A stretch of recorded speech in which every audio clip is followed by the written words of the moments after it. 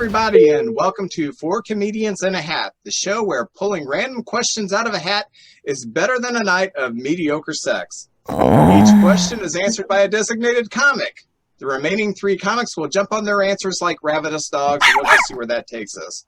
This week's panelists are, coming from Toronto, Canada, Luke Lynndale is a stand-up comedian, improviser, actor, and writer. Give Luke a hand. Hello. Luke is known for his humor based on the commonplace aspects of everyday life and turning them into hilarious comedy. In 2020, he was a finalist in the Comedian of the North comedy competition in Thunder Bay, Ontario. He is a graduate of the Second City Sketch Program, Montreal School of Performing Arts, co-founder of critically acclaimed improv duo Dad, and founding member of Shakespeare's improv troupe. We Happy Few, excuse me. Welcome, please, the happiest man in Canada one more time, Mr. Luke Lynndale.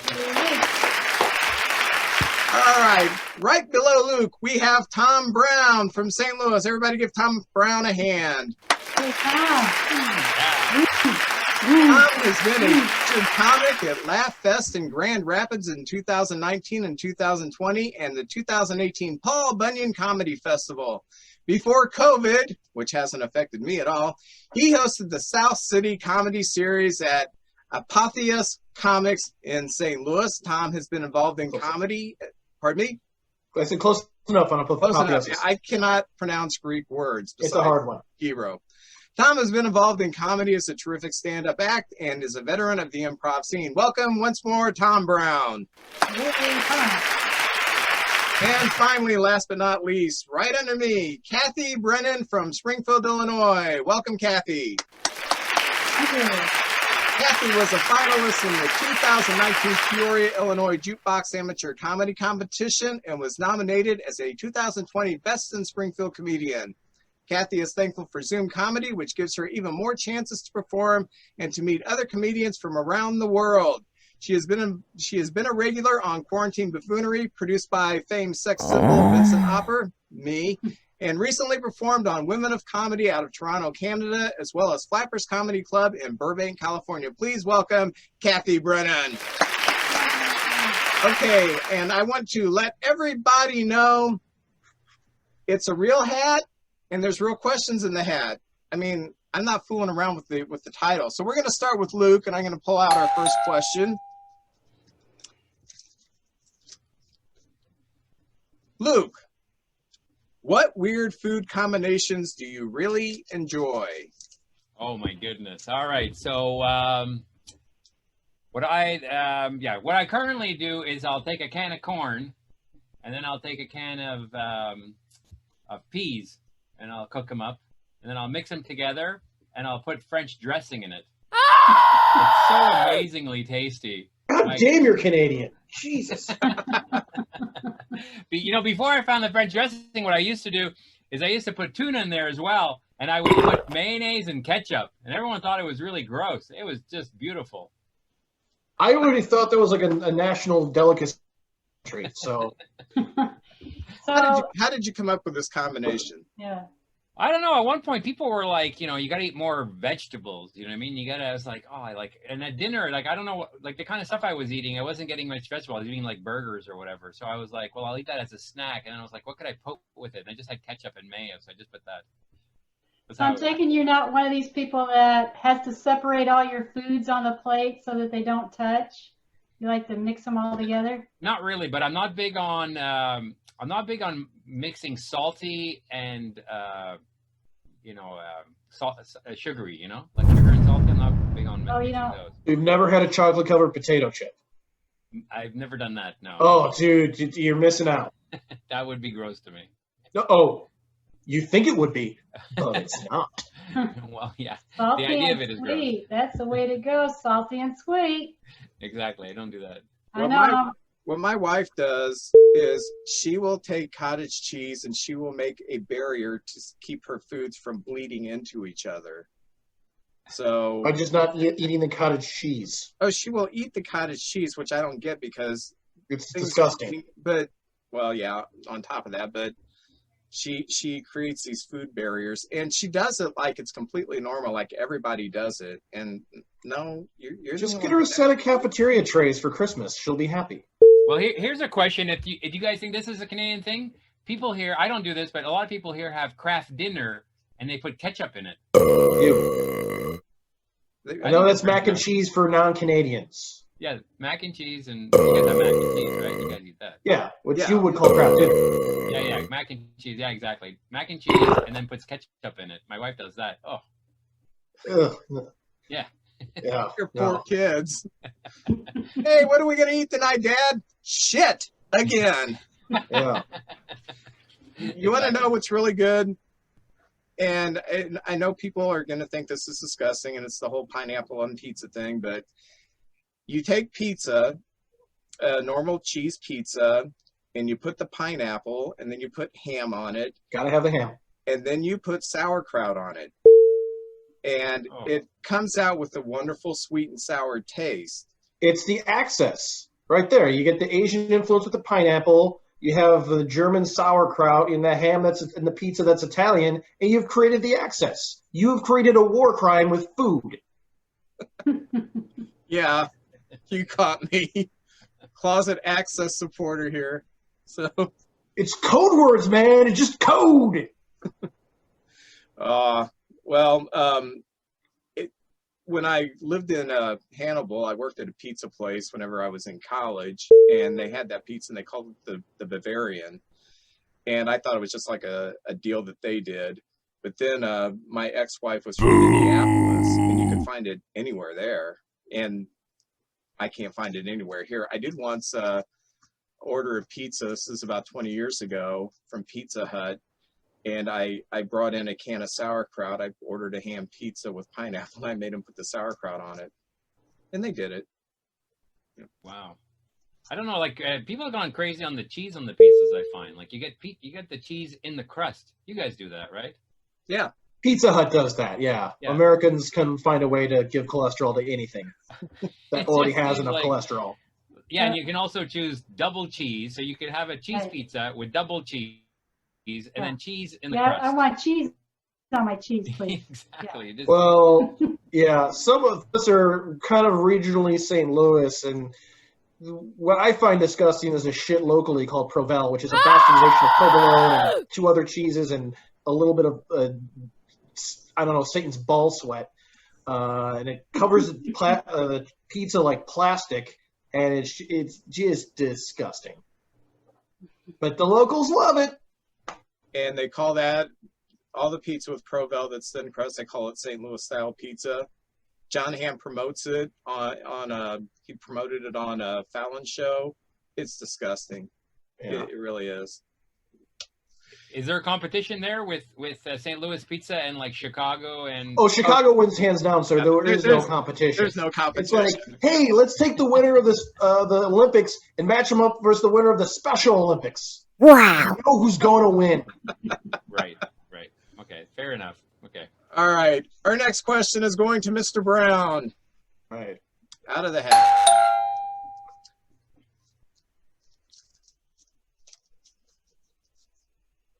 Do you think aliens exist?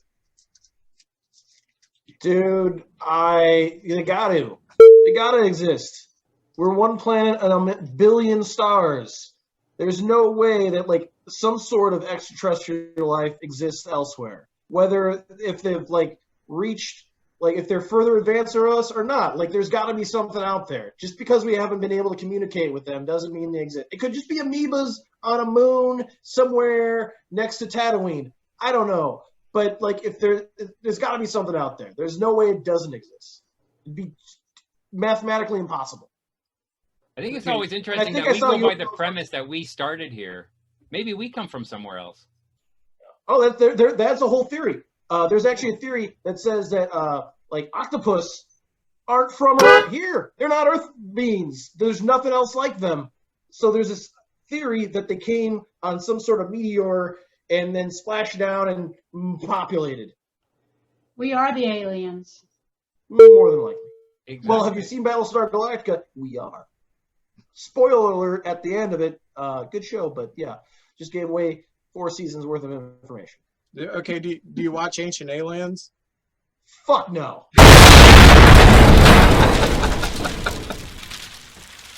Are you serious? You've never watched it? You've never sat there and watched it? I think I've watched like 2 seconds of it, and the guy with the hair, it's like, fuck this guy. He's a fucking psychopath, and he's full of shit. Fuck that guy. Get him off my TV. This is the History Channel. It's supposed to be Hitler and Panzer tanks.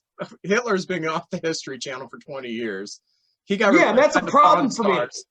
I mean, I don't, not that I'm saying like Hitler's good. It's just like, I like the documentaries about him. It's still better than the Pawn Stars. I I'd rather see a documentary about Hitler's inner circle than some 4 fat motherfuckers in Vegas hawking shit. Well, ancient aliens. Let me get into this because yes, I am fascinated by stuff like this. What I like is when they get all biblical about it, and they take passages from the Bible that describe things, like in the book of Ezekiel, where Ezekiel sees this wheel within a wheel, and this in the sky, that's aliens. That was a ship. When Elijah sees a chariot of fire, that was actually a spaceship.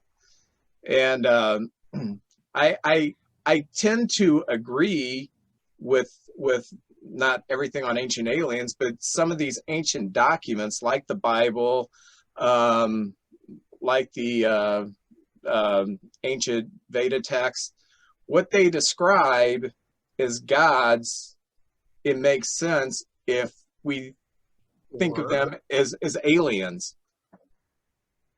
Or they were high as balls.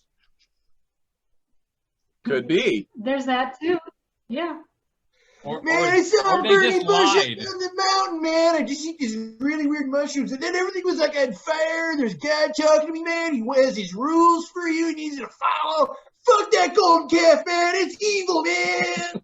In improv, they've got this interesting game. I don't know if you guys have ever played it, where you have like, let's say 10 people in a class, and they're in a circle, and they whisper something to each other, and it goes around in a circle. And by the time the story ends up at the end, it's so different. You know what I mean? Oh, So very. I think that definitely. I think that some of these stories, it's like somebody told someone else, and then another person told another person, and then by the end of it, it was this completely different thing, like that. And then people were like, the last guy was like, "That's amazing," and wrote it down. And drugs. Yeah. Exactly. And that's where cheese comes from, I'm pretty sure. Drugs? Yeah, that makes sense. So aliens made cheese. We can all agree on that. Yeah. I like what you said, that they may be like single cell organisms, different place. During Clinton's administration, they found a rock from Mars that had evidence of single cell life. But I'd be disappointed if that was all there was out there. I kind of hope there's at least bipedal things walking around. And Hey, maybe we're just the motorcycles. first super advanced creature. Like, I know it sounds weird to say, but it could very well we're the first. Just everything else is just a little bit behind. Space is very far. Getting anywhere, it takes you won't make the trip. I know. I feel like when it comes to aliens and robots, we make those movies where we think that if it'll bring the end of humankind, it's like we just want to like touch the stove to see if Oh yeah, have you seen the movie 1492? That's the alien invasion will look like. The fucking technological people will wipe out the fucking natives. In this case, we're the fucking natives. All of us, Well, even the white exactly. guys. Exactly. We just want to see if it's going to happen. It's like we're playing with fire. Yeah, I feel sentimental from the old days when aliens were the only conspiracy theories we had. Remember that? Oh, that was so great. Yeah. Yeah, those were days. Yeah. Now it's all like pedophile cabals and Yeah. make Yeah. me tear up now. That's so good. the good old All right. days. Yeah. Kathy, next question. Yes. Yes, sir. I'm telling you, unfolding is the hardest thing. Oh, and this one has a correct answer, by the way. Would you rather have the ability to fly or to be invisible?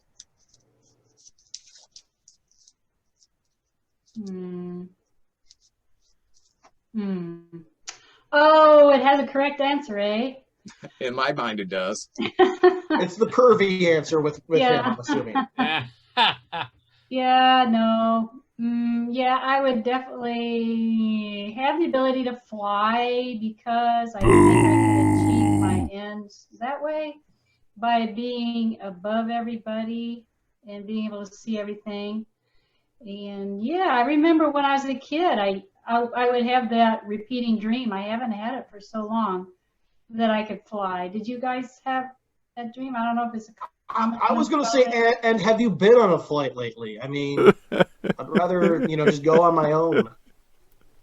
Yeah, really. That's Yeah, some fat, sweaty guy. yeah, no Told more I'm middle the fat, sweaty seat. guy, but That would be good. Yeah, no more middle seat. I always would get the middle seat, and yeah. that My would wife be, makes me take the middle seat on I would be able Southwest. to, go like this and not be smacking somebody in the face doing it. So yeah, no, I would just rather fly on my own. To be invisible, that would be fun. It really would be fun, and I've thought about that. Wish I could be the fly on the wall thing, but hey, flies fly.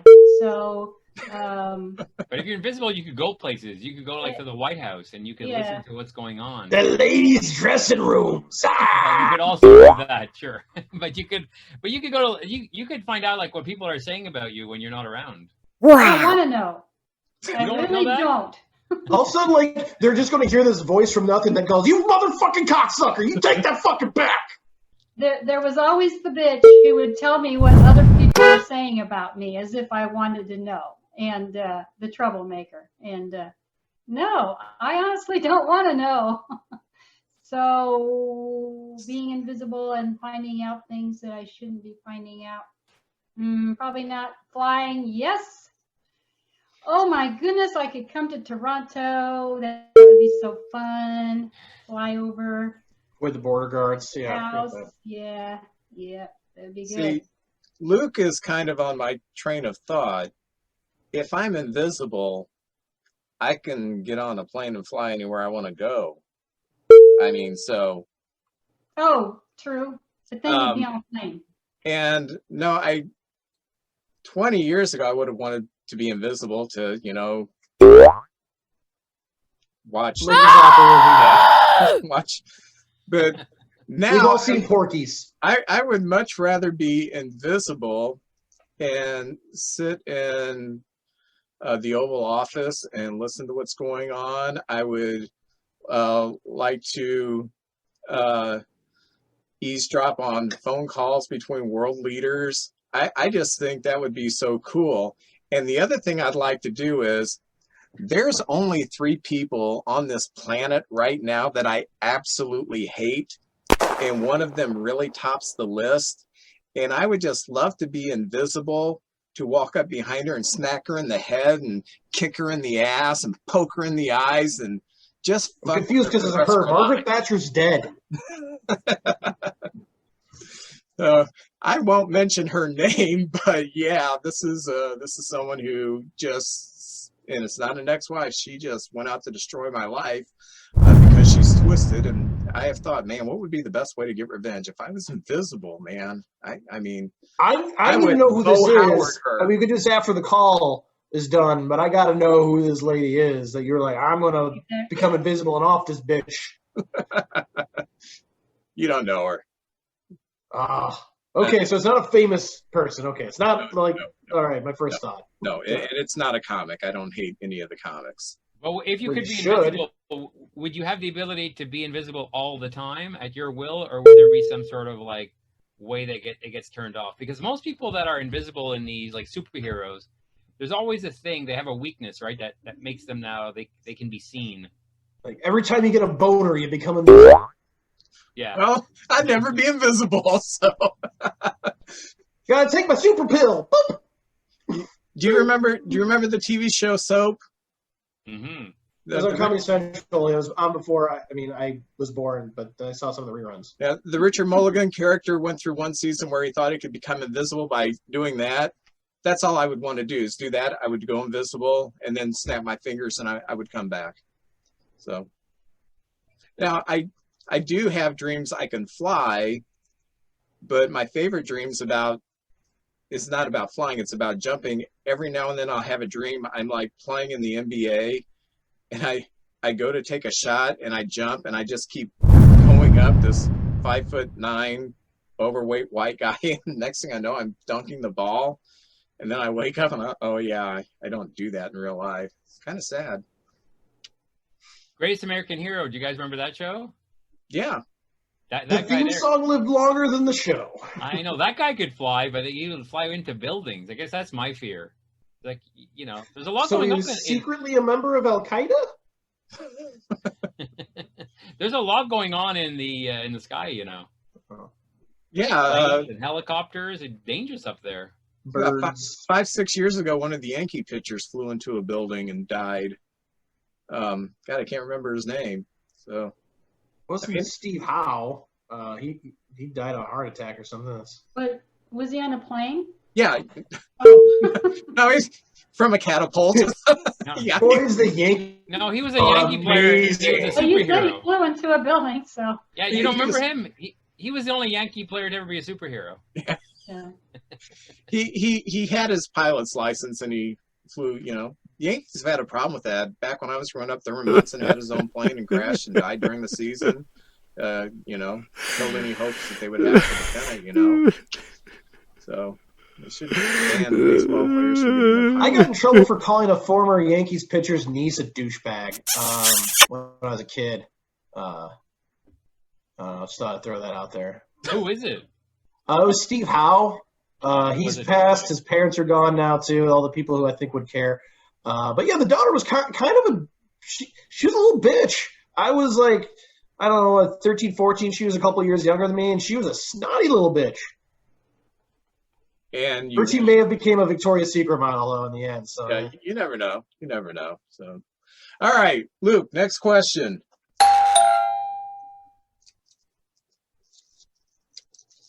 All right.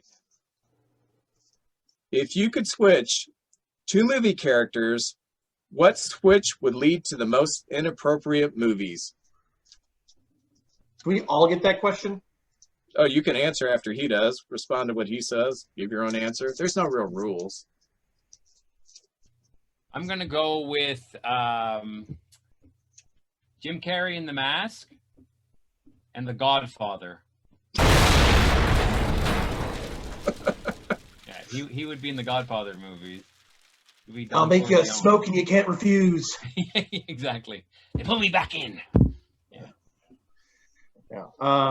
I was going to say just switch and just one movie, Pulp Fiction. Just switch Samuel L. Jackson with John Travolta, but they switch the lines and oof. You don't want to hear John Travolta using the N-word that much. You just don't. Tarantino used the N-word a lot in that movie. Yeah, true, but it's not John Travolta. I got a good switch. Joe Pesci plays E.T. Be good, Hey, what are you doing, motherfucker. phone? I gotta use the goddamn fucking phone, okay?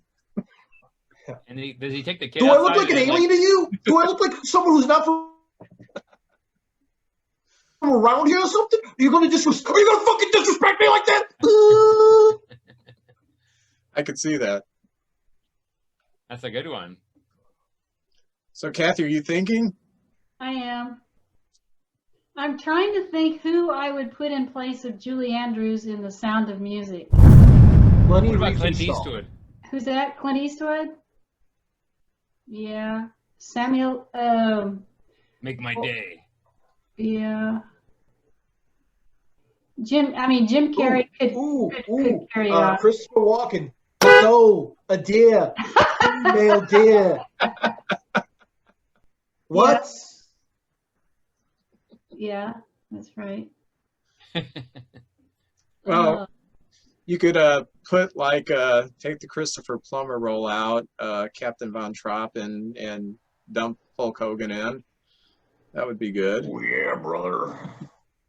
Edelweiss, brother. Edelweiss. What you gonna do when the Third Reich comes for you? I could see Hulk Hogan doing a lot of roles. That would be entertaining. Melissa. The shame Suburban Commando didn't get an Oscar. How about Kathy Bates? Put her in there. For The Sound of Music? Yeah. Yeah. No. She straps all the kids into bed Or, and breaks their legs. Yeah.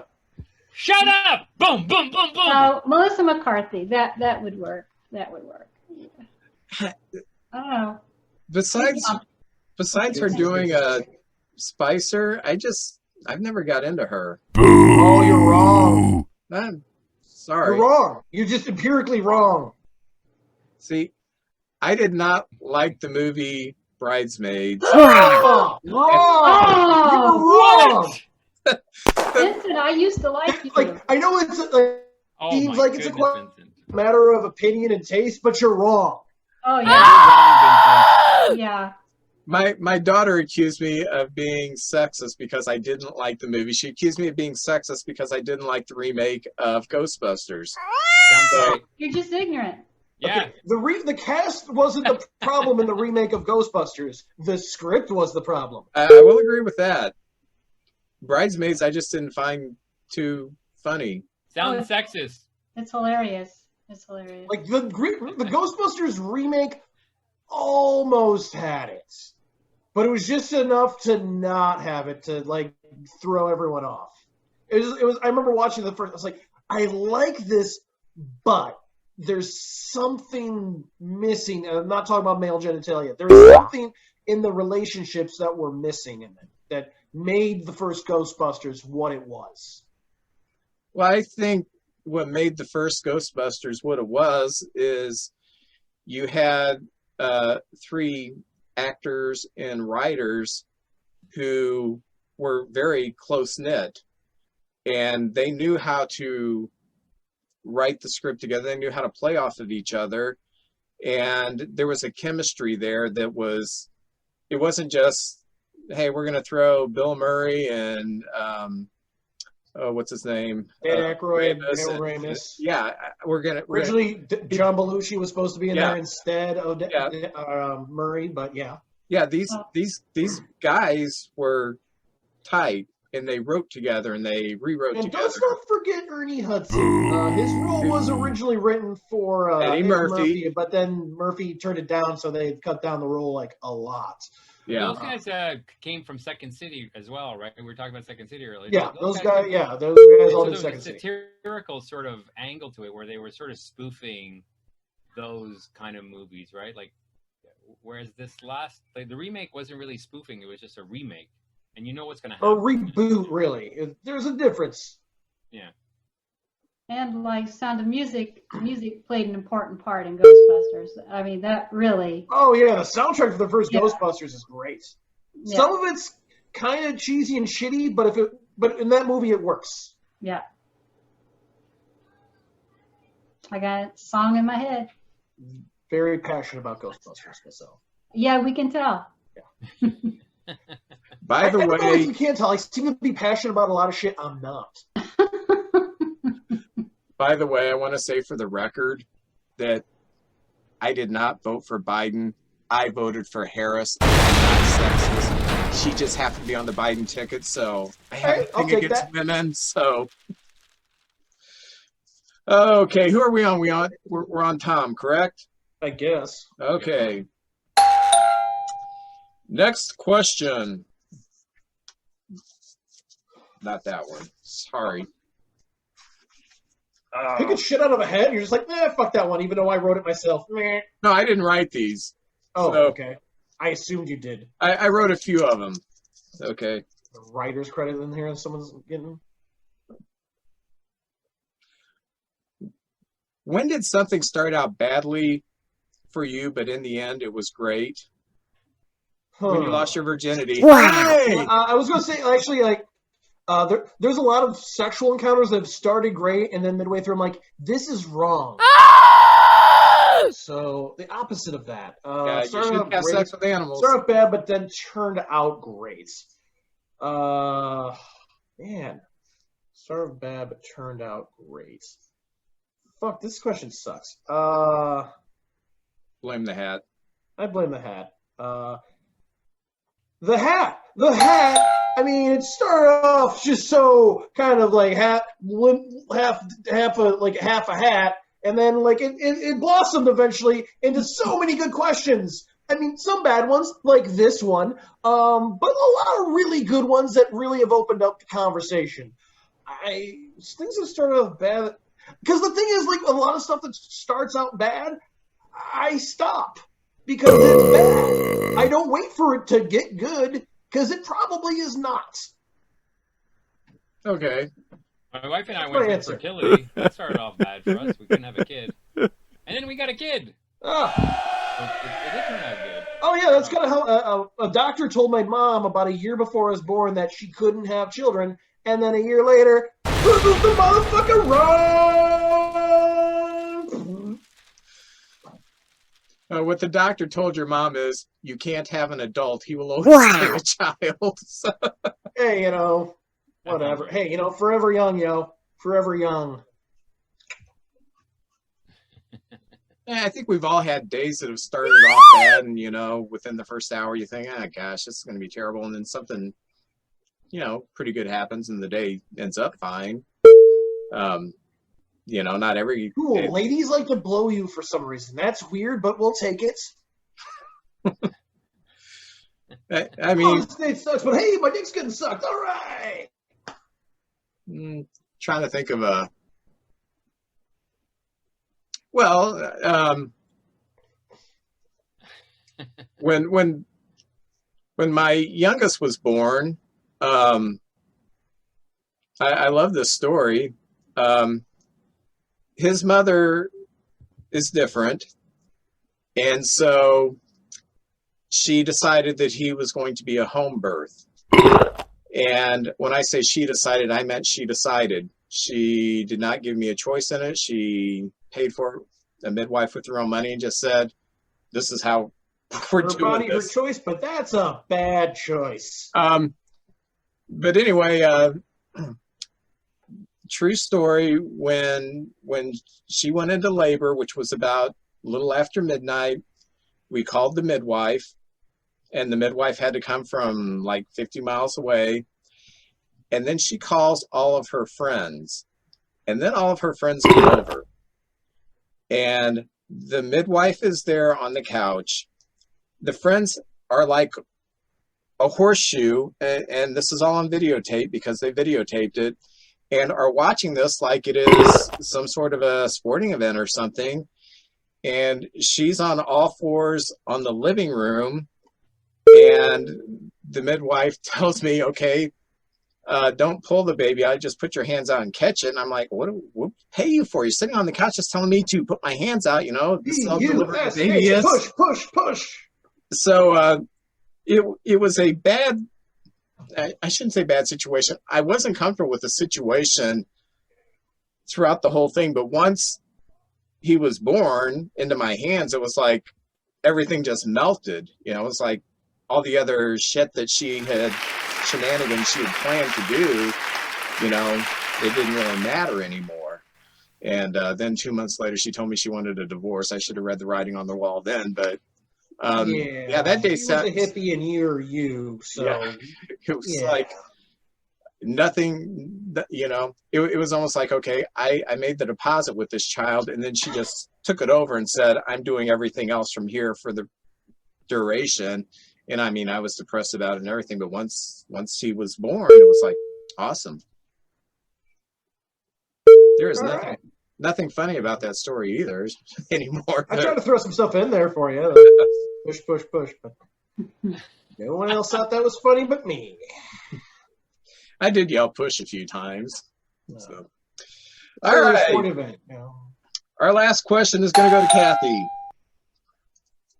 Are you ready? I'm ready. We need a drum roll.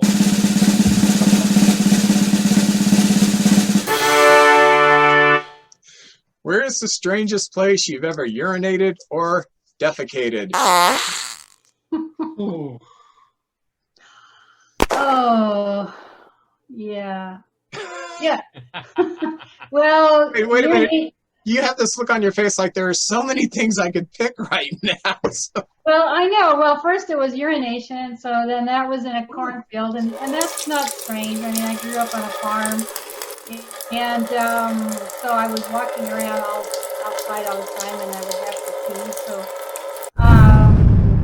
I learned a lot about gravity and physics because girls, when they pee outside, it's a little harder than guys since our urethra is not an appendage on our body. We can't just rip it out and aim it. Hold on. I need to write this down. I didn't know all this. Yeah. This is good stuff. Yeah. So yeah, basically, I'm talking about peeing outside as a girl, and it is more difficult. So you have to use strategy. Otherwise, you don't want to be having on a hill that's going to go downhill towards your feet. You've got to pee so that the slope is away from you. So yeah, a cornfield was perfect because the corn is, well, if you've ever walked through a cornfield, the rows of corn are like this, and then there's a little slope down in between. So I would learn how to stand in between the stalks of corn so that the pea would go down there. But you've done it more than once. It's happened. Oh yeah, no, yeah. There's an art form to it, and if you're in the woods, you want to be near a tree because the tree is probably higher, a bit higher up because of the stump, and then it goes down. So yeah, you soak your feet one time and you figure it out. So that's what I can offer. And I do remember pooping. I got sent to my room when I was a kid. And my mother said, I don't want to hear another word from you. And I had to go really bad, but she said she didn't want to hear a word from me. And so I had to figure out somewhere to go because I had to go bad. I went into my sister's room and found a big old waste can that was made out of cardboard, I think. And I straddled that and did my business, post number 1 and number 2. And, I wasn't going to get in trouble because Mom said she didn't want to hear a word from me.